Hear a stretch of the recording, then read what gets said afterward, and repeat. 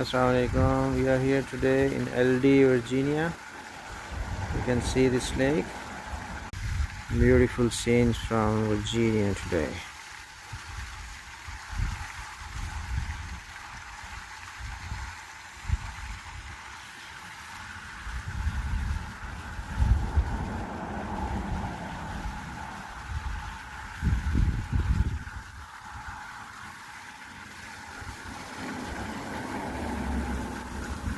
ये जी वर्जीनिया का इलाका है। आज हम अपने दोस्त मलिक मंसूर साहब से मुलाकात के लिए आए थे।